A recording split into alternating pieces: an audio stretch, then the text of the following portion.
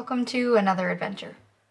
This past weekend, I decided to tag along with my sister on a trip to visit her friend and friend's sister in Washington, D.C. I booked a train ticket, left on a Friday, came back on Monday, so I had about 48 hours to explore and check out the area. My sister's friend lives in Arlington, Virginia, so that made a great home base for the trip. We were able to see a lot of the main capital points of interest. We're able to catch part of the annual Cherry Blossom Festival, and we briefly explored Alexandria, Arlington, and Georgetown as well. This was my first time to DC and the area as a whole. It was also my first trip by train as well, so that was a lot of fun and a learning experience for sure. I'm excited to bring you along and show you how we spent our 48 hours in the DC area and to share some first impressions and travel tips too, so let's check it out.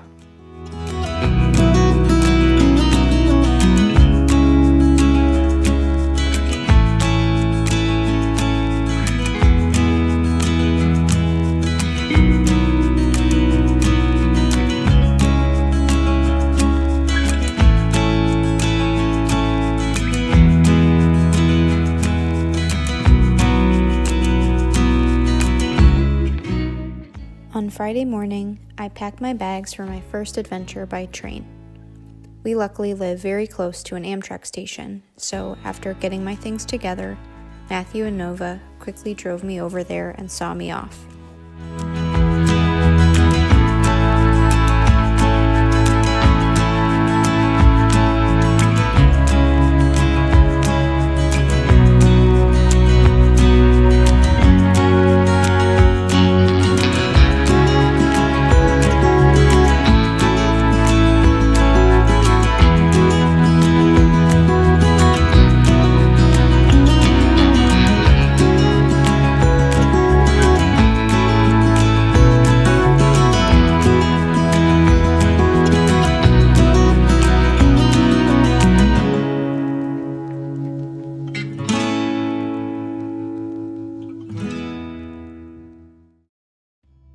The first leg of the ride was a bit over an hour and a half to Moynihan Train Hall in downtown New York City.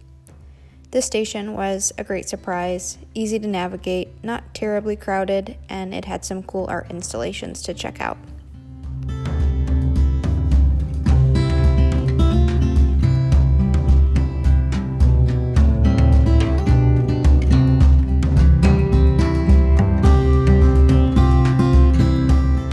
From there, it was about another 4.5 hours to the train station in Alexandria, Virginia, where I was picked up by my sister's friend, and we all caught up and settled in for the night.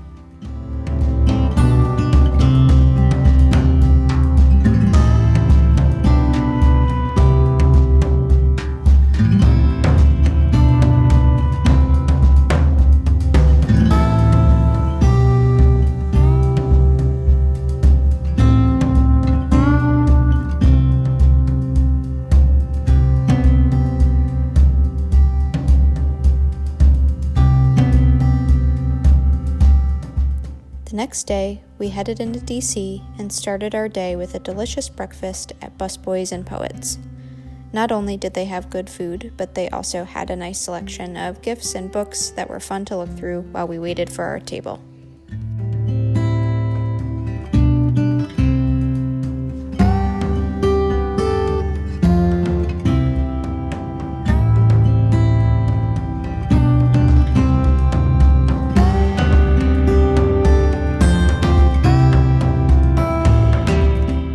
After brunch, we popped into the Outrage, a really cool shop that pairs together activism and fashion.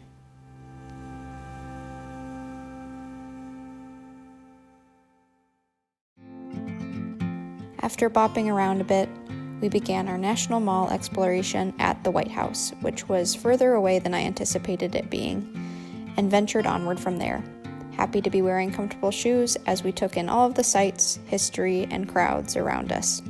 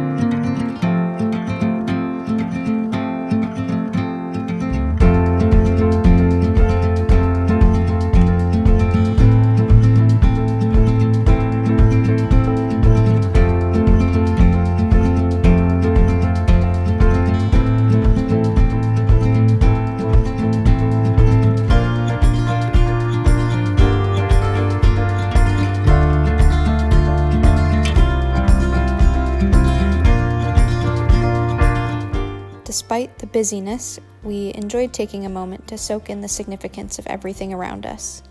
We, of course, had to soak in the DC dog sightings, too.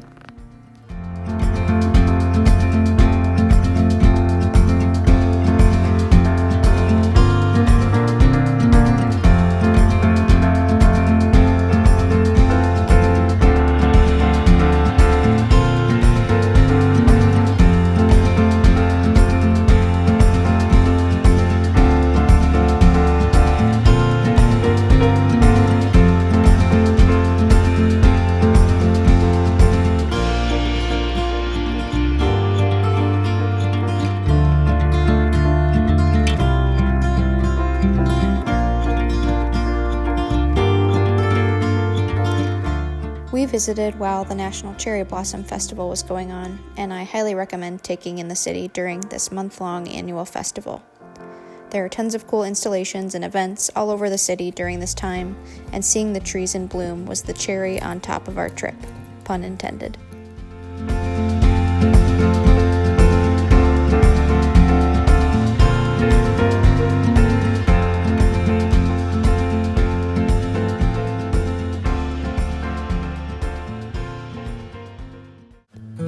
Our second and last full day was spent exploring Alexandria, Arlington, and Georgetown. Though a little cold and cloudy, we enjoyed the day checking out little pieces of each area.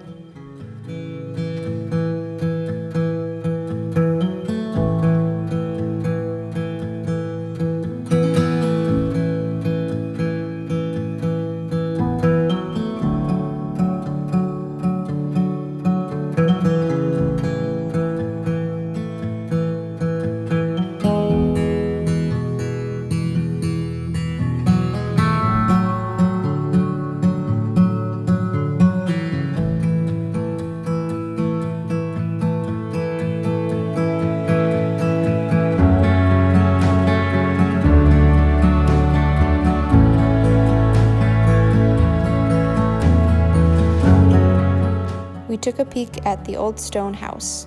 Built in 1765, it is the oldest unchanged building in Washington, D.C.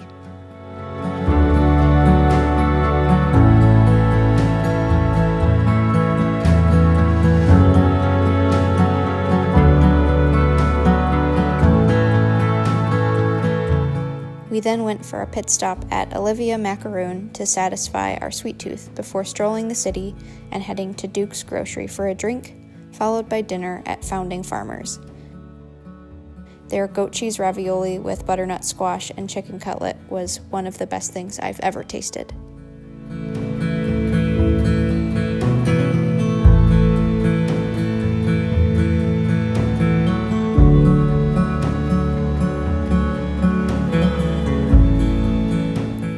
Monday morning began fueling up with breakfast from Caldi's Social House before I headed to the train station to begin my journey back home. I left DC with a full belly and many happy memories, eager to return and continue exploring.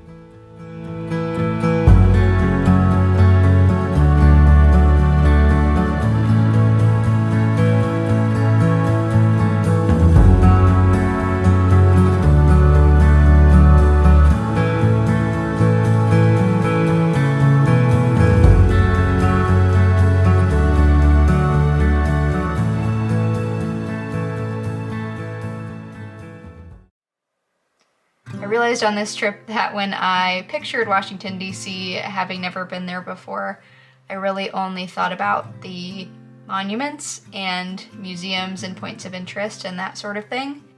I admittedly didn't really think much about what the area or the city itself would be like, but I was really pleasantly surprised by what we saw.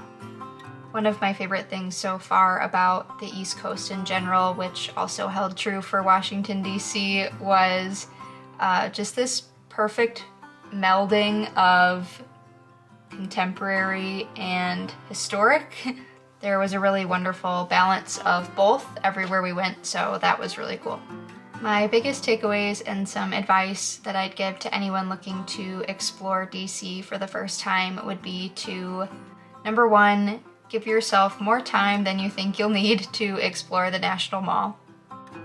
I had no concept of how large the monuments were or how far apart or close together any of them were. It is a bit of a distance and does take some time to walk in between each of the monuments or sites at the National Mall. So when you add to that traversing through crowds and taking some time at each of the sites to enjoy them and see them, it really adds up. So I highly recommend dedicating a day, if you have it, or at least most of one, to the National Mall itself so that you can fully enjoy it and see everything that you want to see. And number 2, tied to that, is to wear some good walking shoes. I think that one speaks for itself. Number 3 would be to consider the weather or time of year that you're planning to visit. Granted, I don't have anything to compare it to, but I thought that the time of year we went was pretty perfect. The weather was a bit on the chillier side, but we were never too hot, never too cold. We were able to catch the cherry blossoms while they were blooming. So early April, I felt like was a really good time to pay DC a visit. Number 4, if you're really looking to maximize your time in DC, definitely plan ahead. This trip was rather spur of the moment, and I really loved the go with the flow style this adventure had, but we definitely would have been able to see and take in a lot more had we done some planning on the forefront. If you're going to check out Washington, D.C. and there are certain things or museums or tours that you really want to do, definitely take the time to book those ahead of time just so that you can fit it all in. That being said, because there was so much to see and do, much more than I think I anticipated, don't stress yourself out too much by trying to pack it all into one short trip or one day. There's way too much for that, so just do and see what you can and enjoy yourself. Number 5 would be not to take your car into the middle of the city. If you can help it, I would highly advise parking outside of the city if you did travel by car, and taking public transit or an Uber or a scooter or something into the heart of Washington, D.C. It saved us a lot of time and hassle to just Uber in and out of the city for the day. Number 6 would be to check out the surrounding cities. I really liked being able to see little pieces of the towns and cities that surrounded Washington, D.C., like Georgetown, Alexandria, and Arlington. Each had their own really cool shops and restaurants and places to see, so I would definitely take more time to go back and see more of those places. It was also just really nice to mix it up a little bit and see some new sites outside of Washington, D.C., so I highly recommend checking out some of those areas if you have some extra time. I will preface these last 3 by saying that I know they might be silly to the seasoned train traveler, but having never done it before, I really didn't know what to expect. So tip number 7 would be to pack lightly. Obviously you can make it work either way. There's plenty of space and you can check bags if you need to, so I've heard, though I didn't on this trip, but I would say that packing lightly was a huge help. There was plenty of room above and in front of my seat, but carrying and wheeling luggage on and off the train and through the stations was a lot easier with fewer bags and with a smaller suitcase. Number 8 would be to prepare for a crowded car. Now, I'm sure this greatly varies based on the time of day and the day that you're traveling and where you're traveling to and from. And I guess I should have anticipated this traveling through New York City, but I didn't anticipate how crowded the train would be.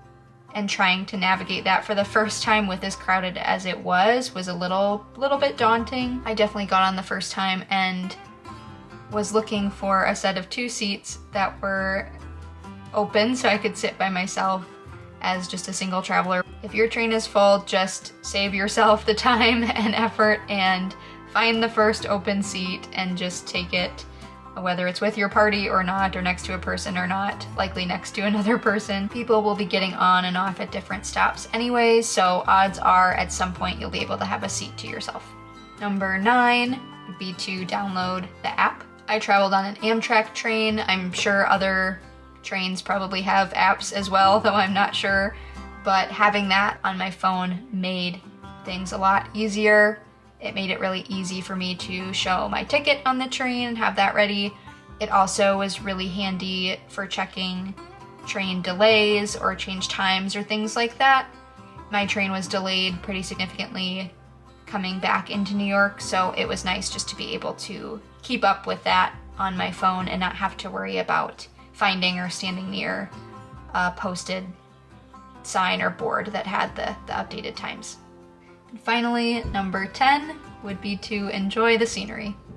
I think other than the ease of not having to navigate an airport or busy roads, my favorite part of traveling by train was just getting to see these little glimpses into some cool towns, see through big cities, see some really pretty waterways that I probably wouldn't have gotten to see otherwise. The scenery, definitely a big perk of train travel. Take some time to look around and enjoy that while you're on your ride.